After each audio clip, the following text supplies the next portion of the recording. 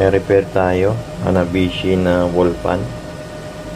Ang problem ng wall fan na to ay hindi na siya umiikot yung kanyang blade. Umuugong na lang daw, sabi ng customer natin.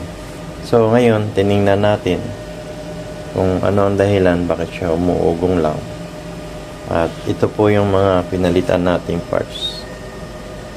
Ito, shafting, kasi nagkalamat na yung kanyang bakal. Ayan, mapapansin nyo nasasagad na ng ating kuko. Dapat ganito yung kakinis, hindi sasabit yung ating kuko.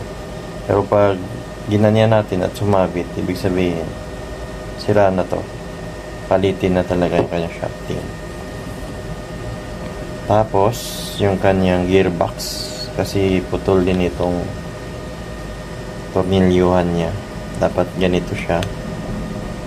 Ito nawala na, ibig sabihin umaangat na siya ng konti, kaya napilitan tayo magpalit ng isang set na gearbox.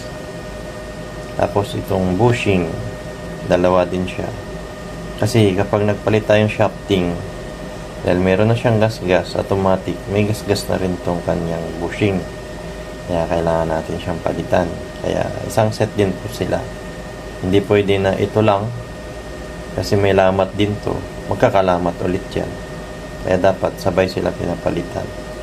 Tapos yung apat na tornilyo, baka magtaka kayo bakit pati tornilyo pinalitan, kasi sa sobrang higpit niya hindi na kayang tanggalin.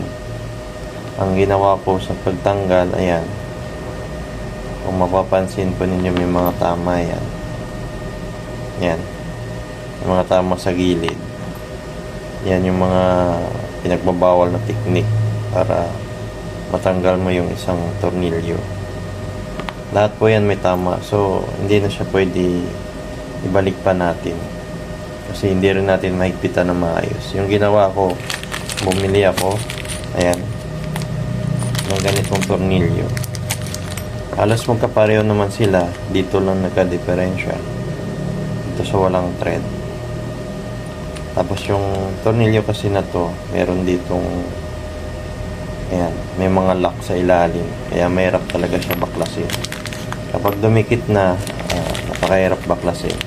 Masisira mo lang siya, at mapupudpud mo lang yung kanyang ano dito, yung guide dito. Hindi mo talaga siya matanggal hindi mo ginamitan ng mga technique kung paano tanggalin. So marami pa tayong labis, magagamit pa natin to sa iba. Okay, test natin yung ginawa natin kung aanda rin. Plug natin. Yan, nikot naman siya. Dagdagan natin yung speed.